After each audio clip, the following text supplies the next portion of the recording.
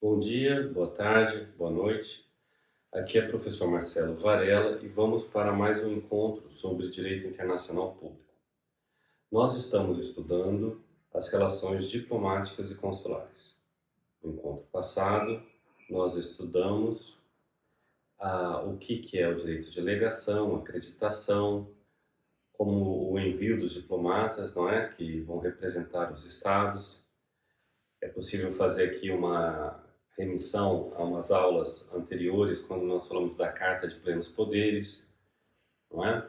O chefe da missão diplomática, o corpo técnico, o corpo diplomático, o pessoal de serviço, quais são as funções da embaixada e as funções do consulado, e começamos a estudar as imunidades dos diplomatas. Em seguida, vamos ver as imunidades dos que trabalham nos consulados.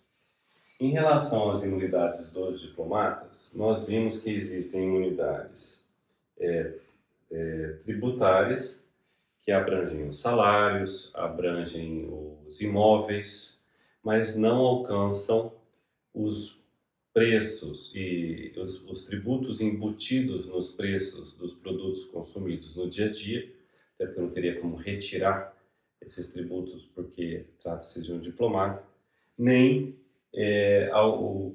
de bens imóveis adquiridos em nome próprio, não em nome da embaixada, direitos de sucessão, registro, hipoteca, etc., e rendimentos privados, por exemplo, de aplicações financeiras.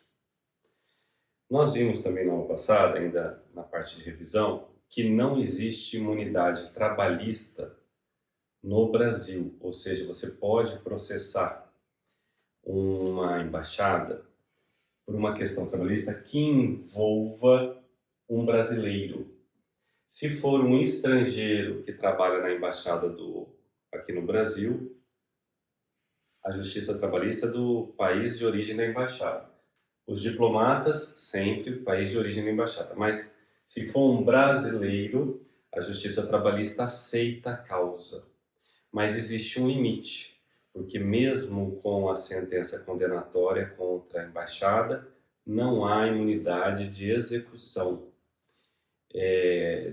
Não há ressalva à imunidade de execução. Você continua tendo imunidade de execução, então é um limite para a sentença trabalhista. O juiz condena a embaixada a pagar um valor, só que não há como o oficial de justiça ir na embaixada e penhorar bens, porque ela continua tendo imunidade de execução, não é? Então, não há imunidade de jurisdição trabalhista para brasileiros que trabalham na embaixada, mas há imunidade de execução. Em relação à imunidade do local da missão, nós estudamos várias coisas também. O local é protegido, apenas pode entrar na embaixada com autorização do chefe da missão diplomática. Se o chefe não estiver acessível, do Ministério das Relações Exteriores do país de origem. Não importa o que estiver acontecendo dentro da embaixada.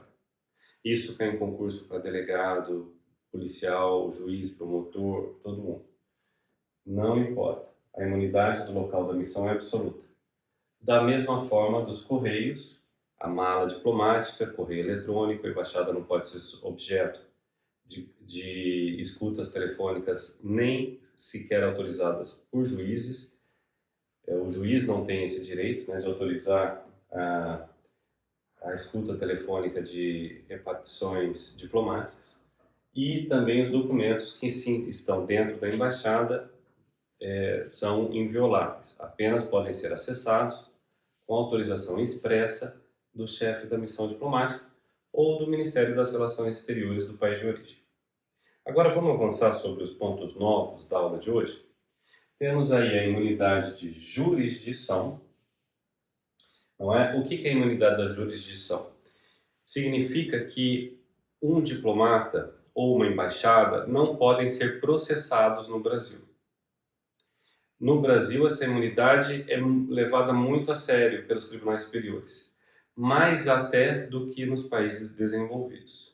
Enquanto que nos países desenvolvidos já há uma flexibilização da imunidade de jurisdição dos diplomatas, sobretudo em situações onde há exageros, como, por exemplo, se o sujeito comete um crime, se o sujeito comete uma infração de trânsito mais grave, em outros países, conforme o caso, ele pode ser processado.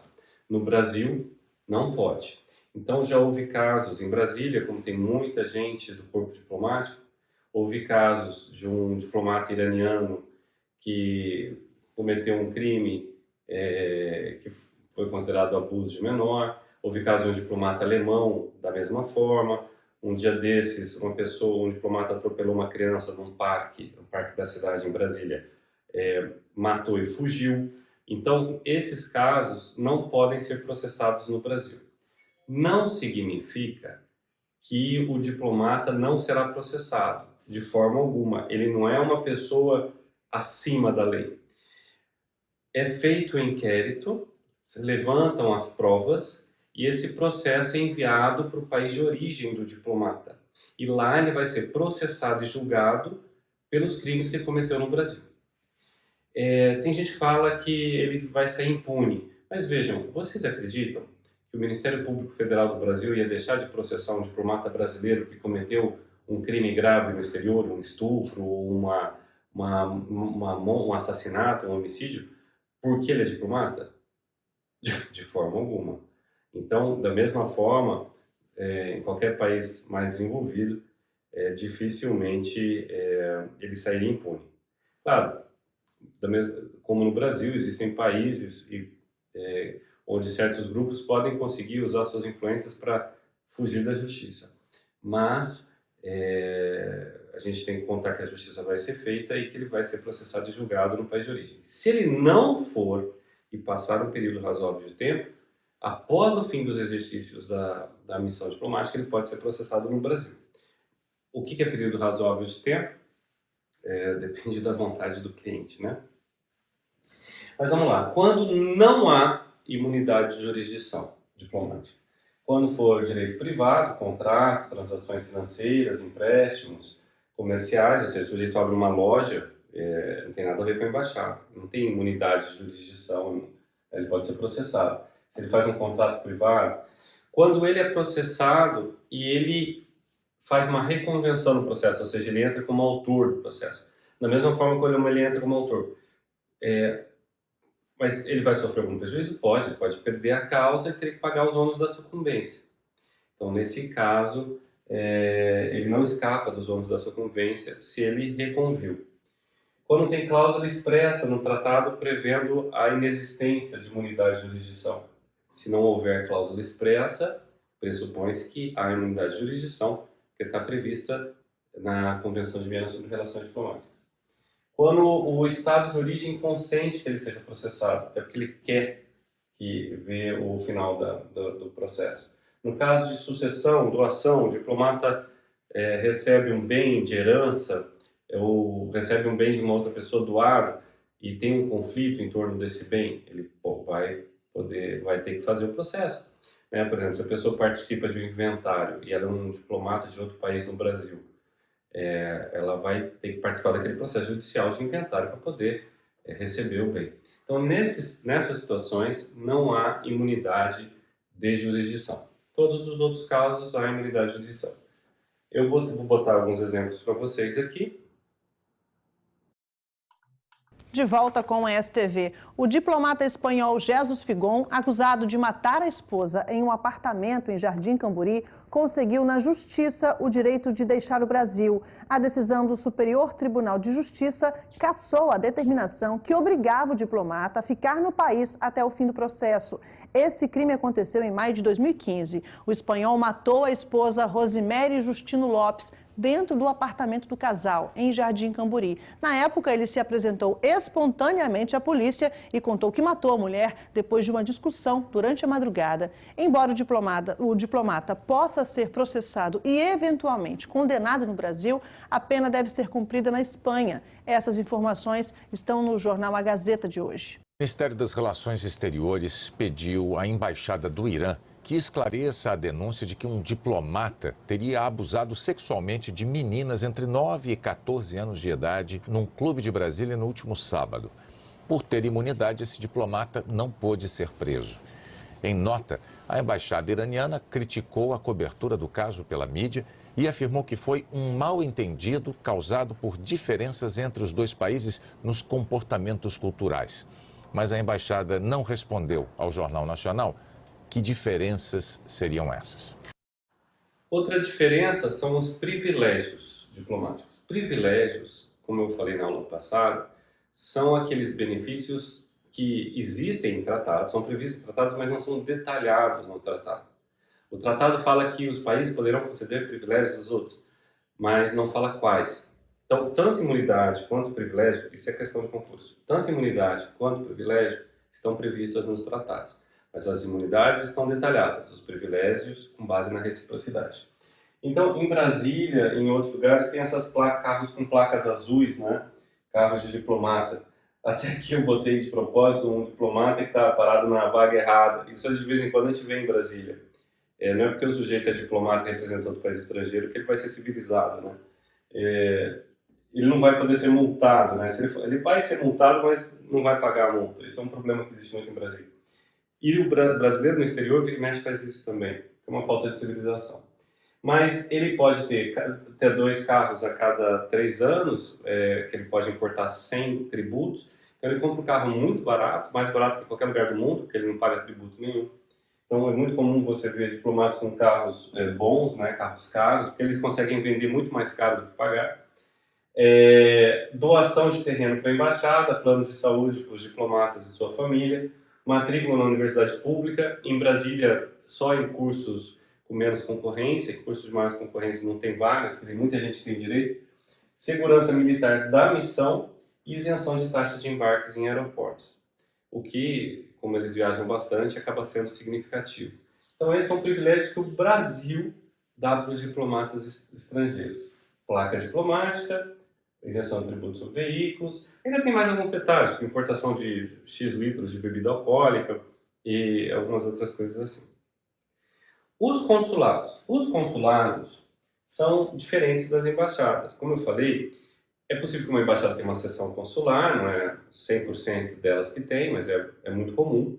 Mas os consulados, é comum também que existam vários consulados em cidades mais populosas ou cidades que tenham ligações culturais mais fortes com os países de origem.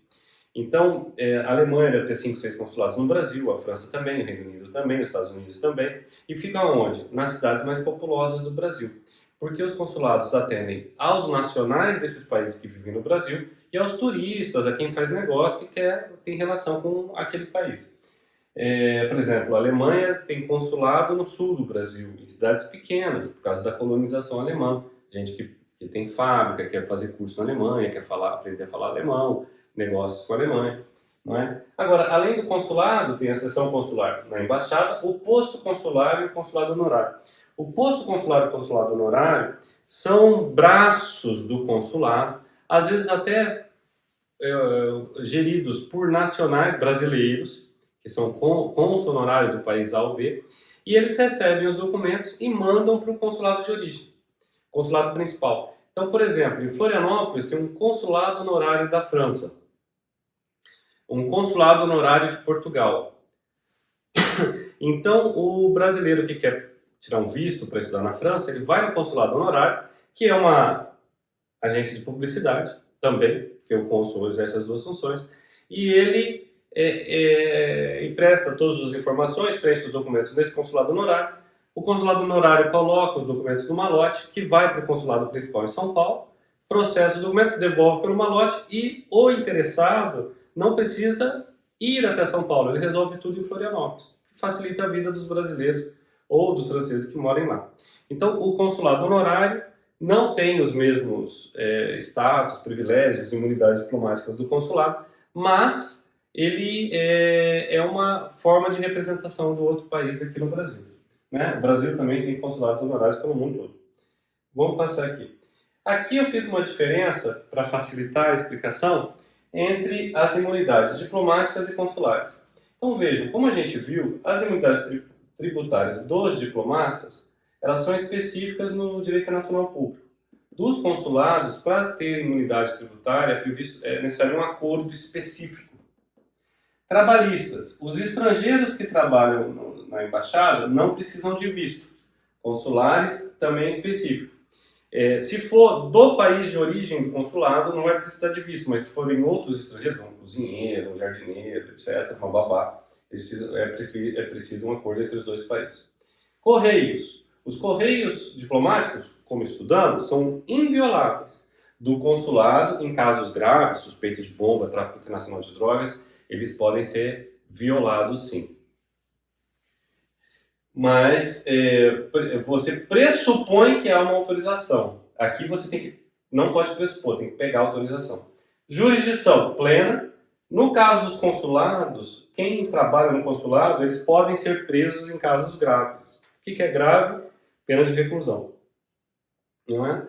Então, com pena de reclusão, os servidores dos funcionários, os servidores dos consulados podem ser presos. E os familiares? As imunidades se estendem aos diplomatas e técnicos, aos familiares dos diplomatas e técnicos, mas não se estendem aos familiares dos que trabalham nos consulados. Bem, então aqui a gente viu vários pontos, não é? Sobre imunidades e privilégios consulares e deu para ver a diferença. Outra coisa importante, antes de a gente acabar esse módulo da matéria, é falar sobre a ruptura de relações diplomáticas e consulares. Muitas vezes, quando os países estão numa relação conflituosa, eles rompem relações diplomáticas, né? E, ou seja, você chama o embaixador, fecha a embaixada. Isso seria uma forma de dizer que você não quer mais negociar. Outra forma mais suave de dizer que você está insatisfeito é quando você chama o embaixador para conversar. Isso é uma questão simbólica, como se você chamasse para dar novas instruções. Poderia dar um telefonema para ele, né? Mas você chama para conversar. É uma forma de dar uma mensagem do país de origem. O mais grave é a ruptura. Agora, qual é o ponto-chave aqui? A ruptura de relações diplomáticas não significa ruptura de relações consulares. Por quê? Mesmo quando a embaixada sai, tem que ter algo para ajudar os nacionais do seu país que estão no outro, com o qual você tem um conflito, a saírem de lá ou a continuarem lá sem ter grandes prejuízos. Então, mesmo quando há ruptura de relações diplomáticas, não necessariamente haverá de relações consulares. O governo federal decidiu nesta terça-feira declarar o encarregado de negócios da Embaixada da Venezuela no Brasil, Girard Antônio Delgado Maldonado, como persona non grata. Com a medida, Maldonado deverá deixar o país. A medida foi tomada em resposta à decisão da Assembleia Nacional Constituinte, que no último sábado declarou o embaixador do Brasil na Venezuela, Rui Pereira, também como persona non grata. A declaração de persona não grata ou não aceitável está prevista na Convenção de Viena e é uma das medidas diplomáticas mais duras que podem ser adotadas pelos países signatários do acordo. O Brasil, que entregou na sexta-feira a presidência do Mercosul ao Paraguai, exigiu da Venezuela respeito aos direitos humanos. O país está suspenso do bloco.